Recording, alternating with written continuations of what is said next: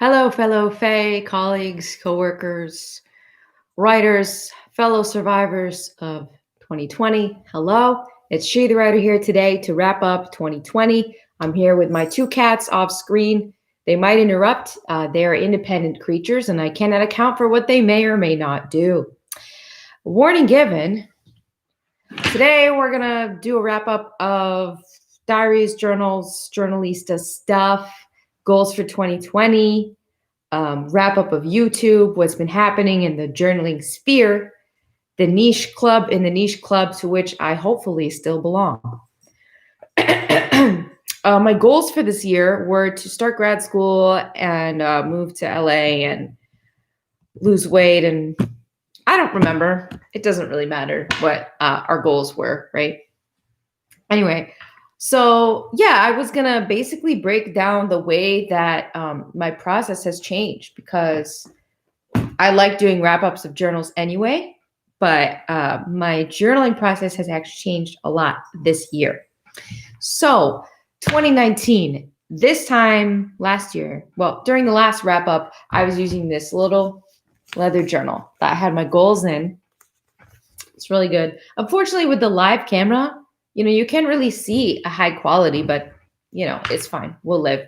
So I finished this up and I promptly got what I think is the most expensive journal that I own. And it is this one. I got this with a gift card and it's a beautiful handmade Italian, Spanish, I don't know. New York. It says Spain and it says New York. This is bonded leather. And it has a black edge to it. And it's like a perfect size. This is like a European size, it's not like an American size where, it's just like a little bit wider. It's a little bit bigger.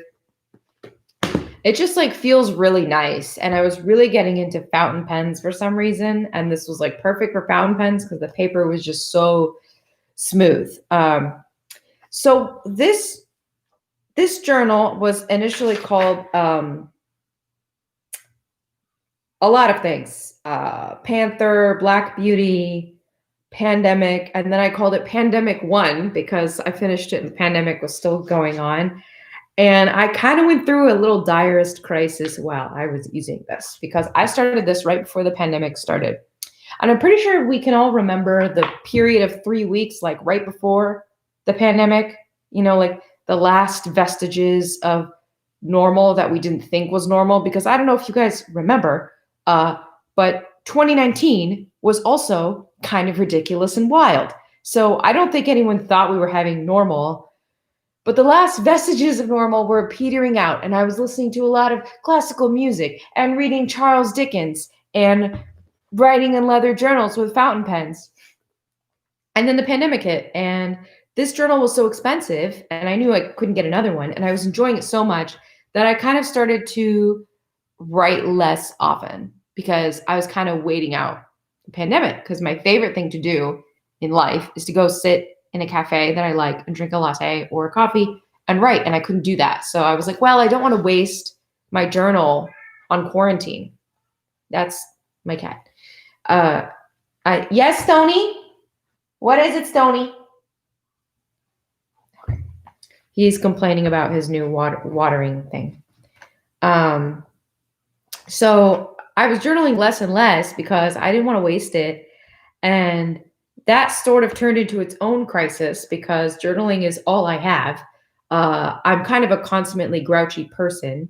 I ebb and flow. I have my positive months and my negative months. But like most writers, I do not wake up feeling the same every day. So it sort of compounded on itself because I wasn't journaling, which is the thing that I most love to do. And I didn't want to waste this journal. And then, the quarantine went on longer and longer. So I was journaling less and less often. And I had started a little biography type book that I think I mentioned before in 2019. And then I was looking at it and I was like, I don't know what to do about it now because it's supposed to be about my adult life. And now there's this pandemic thing. Do I incorporate what do I do? And then I joined a really awesome online remote Zoom workshop. And made some great friends there who might be watching this. I don't know. But I started the workshop and then I started writing again. And we would do these exercises and I put little tabs on all the stuff. see, that I wanted to incorporate in the book. That was a really long explanation. But basically, I just had like a really long gap in here. And then I started writing again and I finished this journal and we were still well into our pandemic. So at this point, I put this one aside. And you guys probably remember I had like a live show picking my writing notebook, and you guys voted for the ecosystem notebook, which is out of print. And I got this one. This was like an overstocked one on Amazon. And so I picked this just for my writing exercises and stuff because I just finished this one. So I finished this notebook this year with exercises.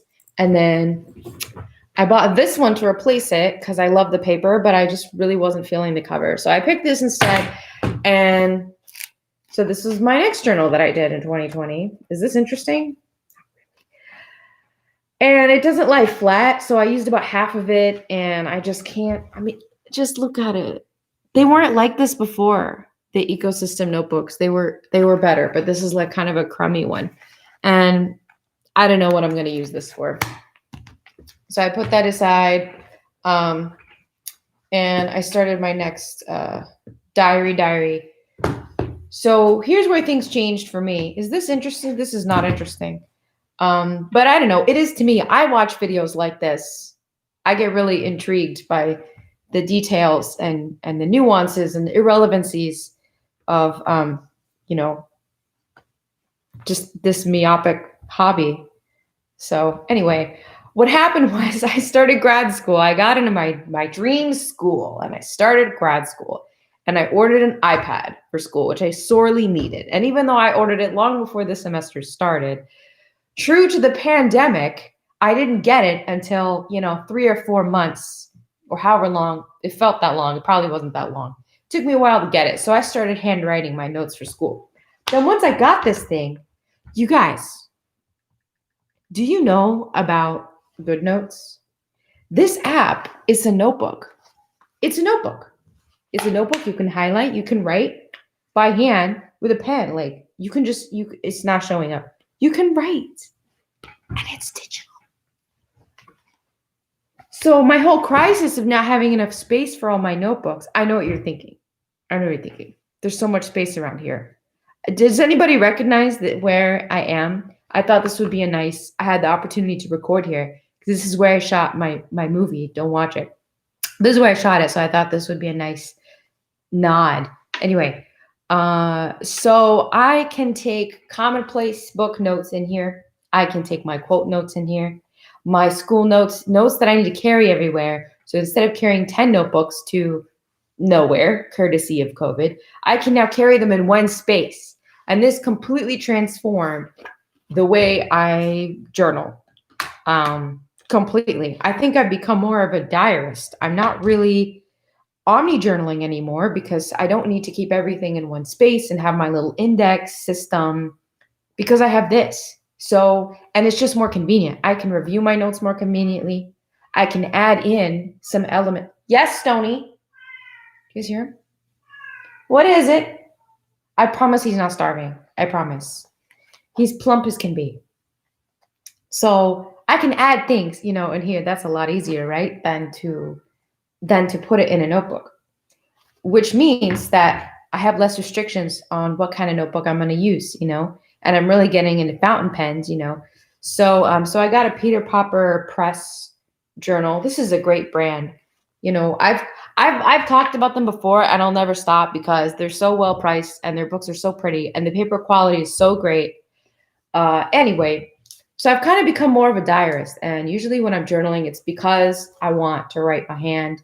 And I don't need to, any notes that I might refer back to or lists or goals or long-term plans, quotes from books, ideas, I can put in my iPad now.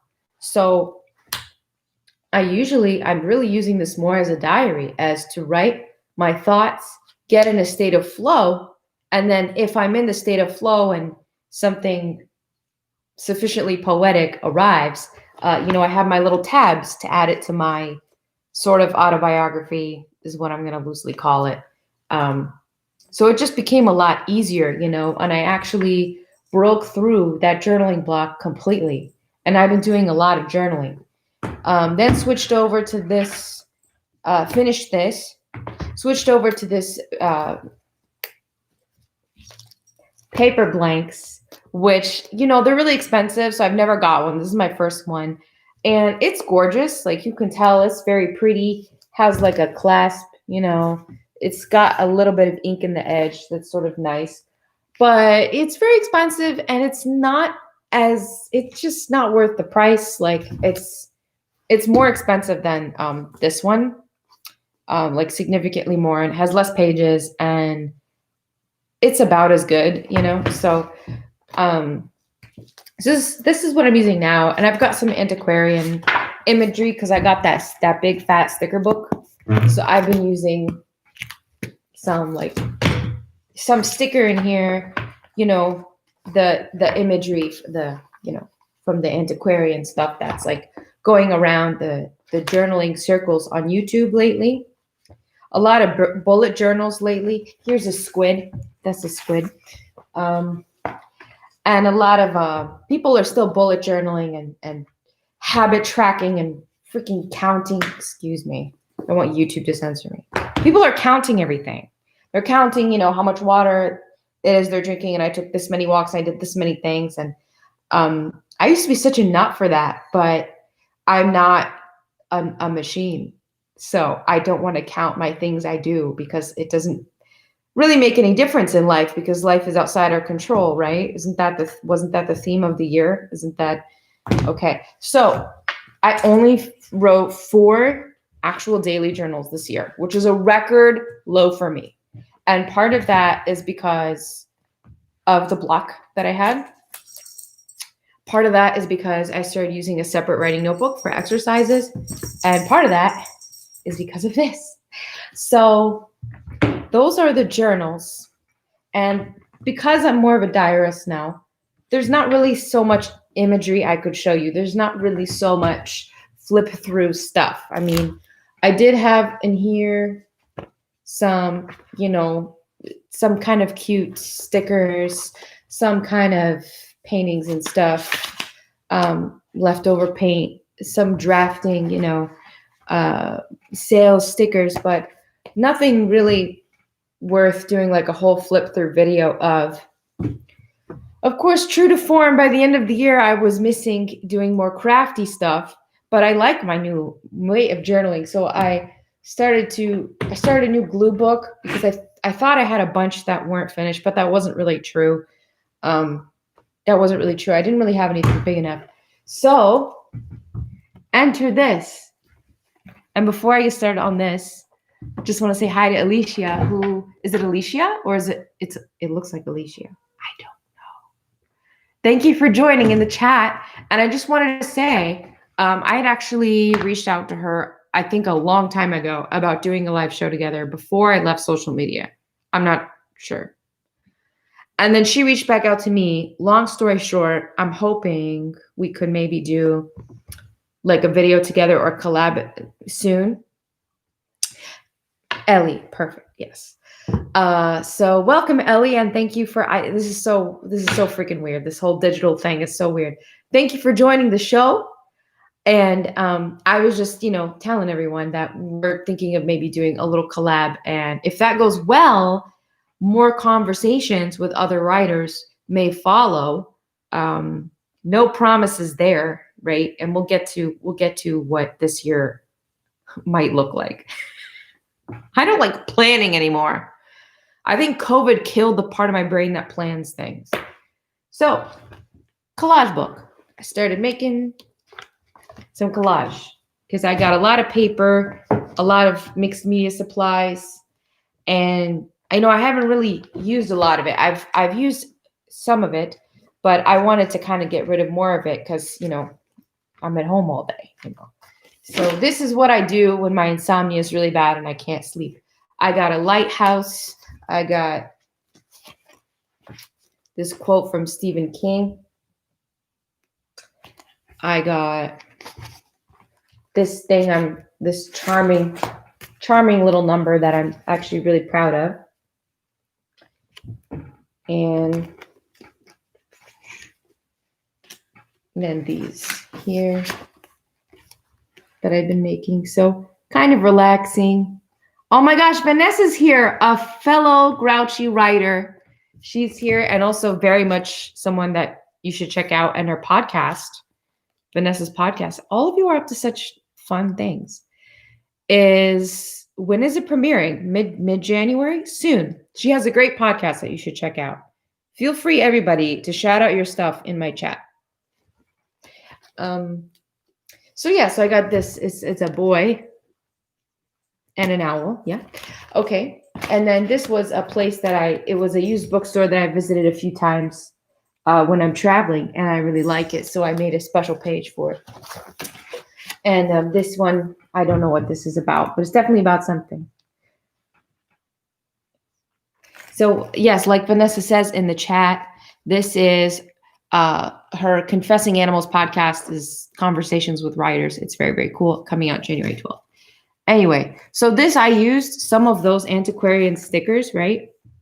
Really, this is more antiquarian. This is not, but and just kind of like added things on top of each other. So this isn't done, but I thought this could make a fun flip through if I finish it, or if I get through enough of it to make a fun video from it.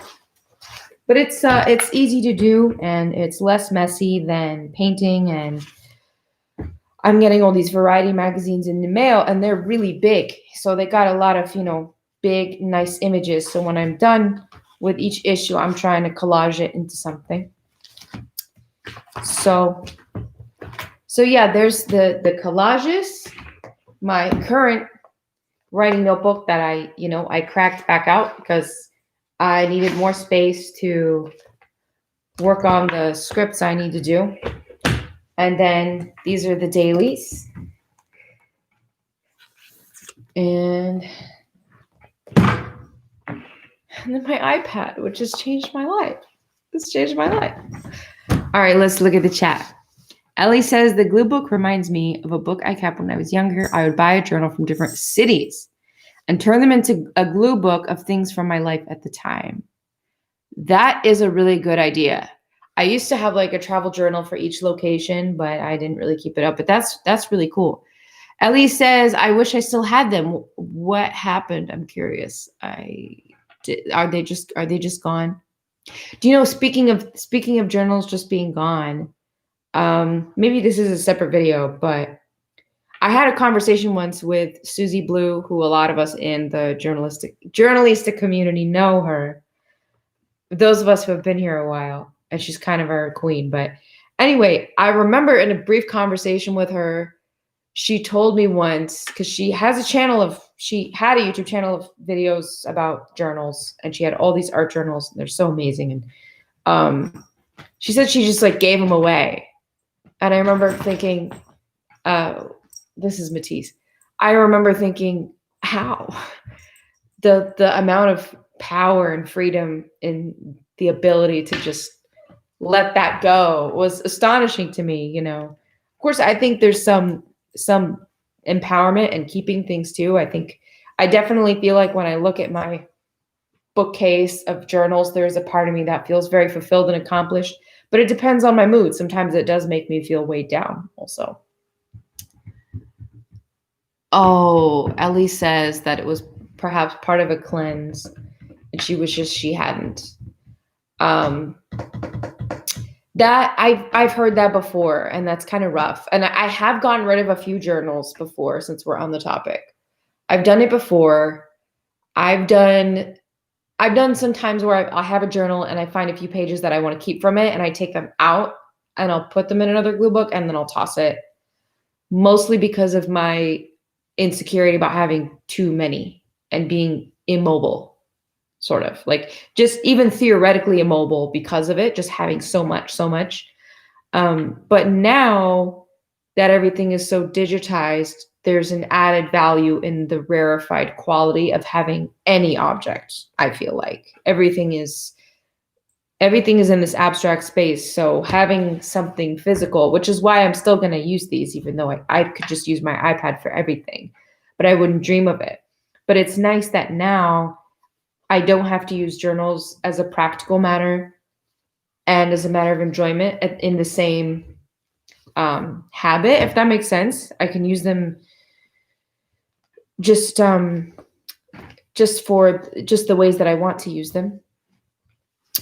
Vanessa says she tossed away her journals from high school. They were all about boys. Oh my God, you're telling me I hate my high school journals. I look at them and I cringe, but I keep them because I was a lucid dreamer and I had a lot of interesting dreams at the time, and I don't want to lose that.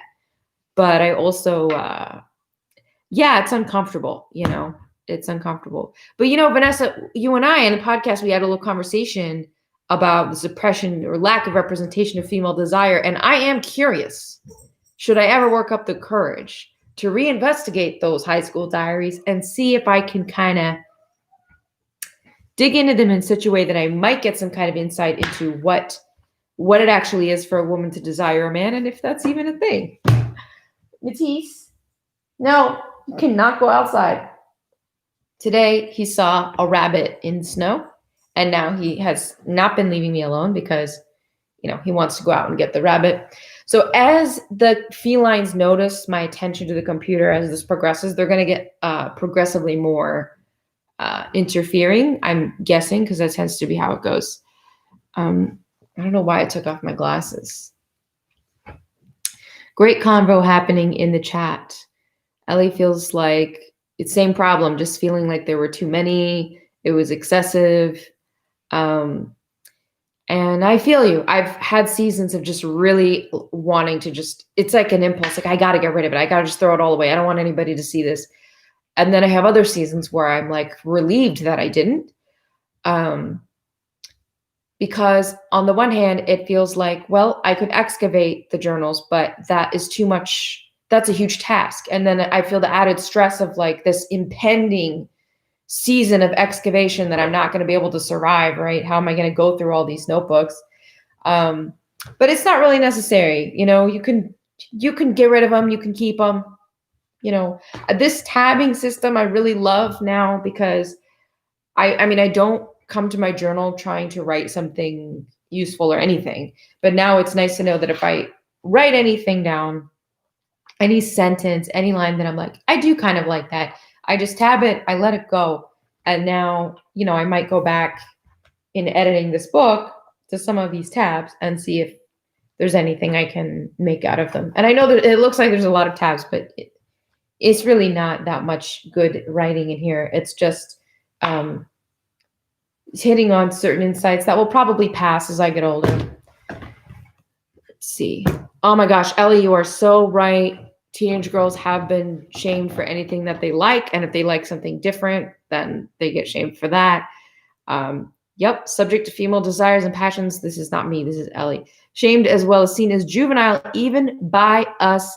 So true. Ellie, we had a fascinating conversation about this in the podcast. And I'm sorry, my ring keeps collapsing into the table. It's really something worth discussing. And I think teenagers are really, I don't know, I like teenagers. They have energy, they have insight, they're young enough to still see things in that paradoxically new way that children do, where they just interpret things in ways that we don't think of. But then they're also old enough to have the strength of feeling and the strength of creativity that an adult might have. So yeah, I mean, I think I think those years are where you find your energy, and you think it's gonna, I don't want to say energy because people would tell me that and I thought it meant like, oh, physical energy. And then they're like, that's gonna go away. And what I thought they meant was, oh, as I get older, I'll get more tired, which of course hasn't happened, because as you get older and you're able to drive, you can actually go to the doctor and take care of yourself. Unlike when you're a child and you're just kind of like forced to go to school every day and you're malnourished and nobody cares about you. So, obviously it wasn't physical energy, but I didn't know that at the time. I didn't understand it. But I think there's a creative, like, kind of message that you tap into, that the process of learning what it is you have to say, you don't know what's happening. And then you spend the rest of your life honing the message and just repeating it over and over, at least artistically, So it's kind of an underrated time. Vanessa's working on teenage poetry project. Is that poetry by teenagers or just about, or do you not know yet? That's fine. You don't know yet. That's really cool. Either way. Exactly. See, it's now this is coming from someone who actually works and has children, saying that they weren't ever more exhausted than they were in high school. So, commodification of teenage female bedroom culture. Fascinating. That's fascinating. The commodification of everything, though, right? Ugh, sick of commodification. Tired of it. High school is mentally exhausting. It's awful. You're working full time. You're not getting paid. You have no rights. The people around you can assault you, spit on you, hit you, kick you, do all these horrible things. Even just that. I mean, now this video is going to get flagged, but they can do all these horrible things. You can't do anything about it. And this is, by the way, this is if you have a good home life. This is like a good case scenario as a teenager. If you're going to school, you have to deal with that. And this is even if you have all of those other, all the privileges. So yeah, it's rough, and I commend anyone who can survive it. And I get really frustrated with older people who are very, very quick to judge young people. And I'm not saying kids are all perfect. You know, I've worked with kids a lot. Obviously, I know that they can be just as they should be given credit for how bad they can be, just for how good they could be, and how sophisticated their good side can be. Their evil side could also be very sophisticated, but we're way too quick to judge them, I think. All right, the social rules that no one tells you about, that you might actually have some different wiring and not be able to follow the social rules when you're a teenager, but you won't know that unless, you know, someone cares about you in that sort of systematic way where they can take you to a doctor or something like that. There's the fat cat. Anyway, so that's the journaling. That's what's changed about my process this year. And I had some other notes about the things to go over in our wrap up. YouTube. So YouTube this year, 2019, I started doing these collages because I came back in 2018. I didn't really know what I wanted to do, you know, with YouTube, because everybody's just talking about the algorithm and you got to post all the time and yada, yada, yada, yada. And I kind of found my feet with these collages last year where I would hold myself accountable to write and then film it and film different parts of my life and, you know, just edit it together like a collage. And that was fun, but they were short and the variance of quality was really high. And it was, I would say in some ways that was a lot easier than doing what I do now, where I have to sit and record and kind of have notes and a script sometimes, but it was not straightforward and I needed something more straightforward. And I think I've found my feet in that I know what I want to do. I want to make things that are maybe a little more thoughtful, and I think I did do that this year. I like the talking head type of thing. And I know that I started this channel with journal flip throughs, and I don't think I could ever stop talking about journals, but it's given me more opportunity. It's more creatively, intellectually fulfilling for me to do the kinds of sort of video essays, which is, I'm very generously calling them video essays because I don't think they compare to like the, you know, the really good essayists on our platform. But I like that form. It's fulfilling for me, and it's doing a lot more for me in terms of my career. I hate the word career, but in terms of my calling, life, legacy, whatever, I like what that's doing, and I want to keep doing that. So I want to do it more, and I might make a goal. I try not to make numbers-oriented goals anymore because I have no control over everything, and you can do everything right, and it can still get screwed up. So that's my grumpy side. So I don't know that I have a goal that I'm going to do it every week or anything like that. I can't control everything, but I would like to make more in 2021 than I did in 2020. I think 2020 had maybe like 19 videos or something like that. It would be great to do 20 or 30 videos. I do want to start a podcast, but I can't. I have too many things to do. I have more scripts to write. I have to write a new pilot for a new show and a new movie by May. And I have a rewrite of a film to do, and I want to start editing another book. So, and the sequel to Paint is actually, it's not going that badly. It's actually going okay, but it's just going to be much slower than I thought because I can't give it that much time, unfortunately. But that's really all I'm focusing on. And, you know, I don't want to talk about the future. I don't want to talk about the future. 2020 was a blur. It just blended. It's all blended together. I don't even want to say it was total trash fire. I mean, it kind of was, but 2019 was already really bad for me. So I feel like in the sense that 2020 was further away from 2019, I feel good about it. But it mostly just felt like a very, very prolonged period of post 2019 that I was ready and prepared to get out of, that I had prepared for financially, academically, in every possible way that I could to change my situation. I had prepared and had ticked all the boxes and had done what I was supposed to do. And it was just taken away by the pandemic because the entire object of my adult life has been to get into my dream school and move to Hollywood and attend school there. And it's on Zoom. I am at Zoom University. So I don't want to plan things anymore. They've done these experiments on dogs where it's horrible. They give them electric shocks and they have to jump over a little fence to the other side of the room, and then they won't get electric shocks. And so they train the dog to jump over the fence, and they just make the fence higher and higher and higher to the point where the dog cannot jump over the fence. And what they found was that at some point the dog stops trying. And even if you lower the fence, it doesn't matter. The dog just keeps getting shocked over and over. So I'm probably that dog, and that's fine. I like dogs. I'm cool with it. I'm not going to do nothing. I am hoping to move to campus this year, maybe, or to somewhere, maybe, would be great if that could happen. And I have some health-related goals. And you know what, Ellie, you're right. 2020 was transformative, for better or for worse.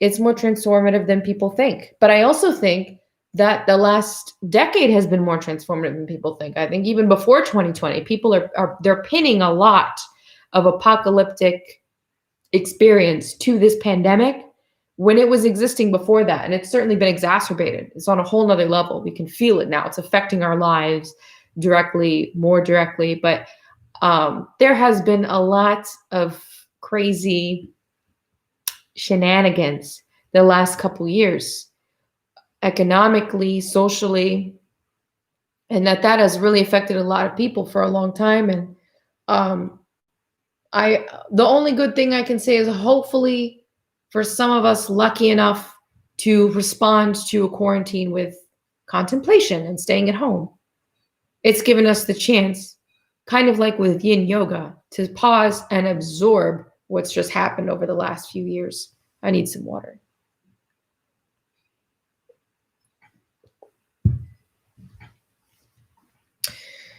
You're right, Ellie. Yes, there was building up. Yeah. So hopefully, I think it gave us a chance to really absorb what has been happening. And maybe some people think things will go back to normal. Maybe they want it to go back to normal.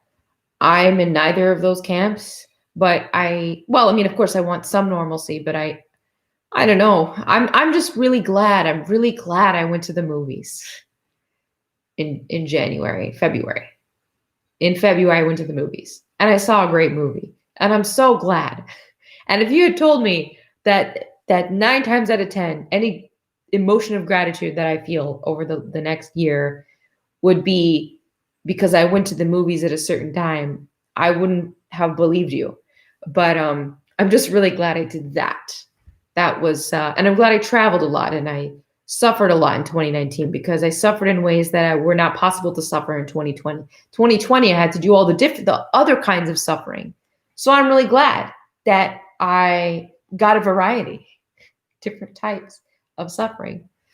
And most of all, that I have YouTube. And it sounds corny, but I was reading my 2020, January 2020, I wrote like a little packet. I filled out some year goals, and my YouTube community came up again and again and again. Just the fulfillment and the fact that it's a form of expression for me. Oh, I love that. 2019 as external and 2020 as internal. Yeah, absolutely. That's a great analysis there. I like that. What was I saying right before? I'm reading the chat as I'm going. That's why. Well, yeah, there's been a variety of sufferings, but for me, YouTube has probably been really the best for my mental health because I've been very bogged down in a lot of long-term commitments and things. Because when I was a kid, I'm classically minded. I wanted to write books, and the longer and more difficult a project was, the more I wanted to do it. And I never had chances for like short iterations or, the dopamine that you need when you finish something.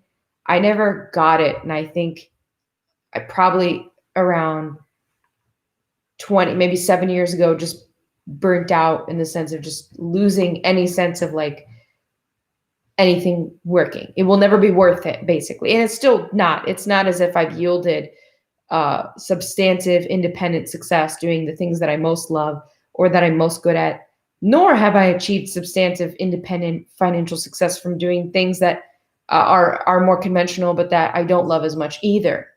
So YouTube is the only thing I feel like I can point to that I can sit down, I can spend 1 to 10 hours on a video, and I publish it and it goes out and it's a completed work. And maybe it's just a vlog or maybe it's just an essay, but it's something that's done, that's out in the world, that exists independently of me, and I don't have to think about it anymore. I know I've expressed that thing, that idea. So yeah, so that's been super healthy for me, and just being lucky enough to have a very, very positive group always. And there's always negativity, and I get those emails mostly from other Muslims who just, can we stop? Can we be nice, please? Just a lot of bananas people in my community that are just all lost and can't stand the fact that there are other people who believe in God the same way they do, who are actually expressing themselves and trying to make actionable change in the world. It's driving them crazy. So, but aside from that brand of hate, I've been relatively lucky, and I've had so much support and not nearly as much bullying as most women do when they do this kind of thing. Like, I've just been so lucky. So very grateful for that. Oh, this is great. This is a great note to end on. Ellie says, it's a beautiful thing that we get to decide what a new normal is. I hope we do. I hope we do. Well, I don't want to make this too long. The best things end at the right time.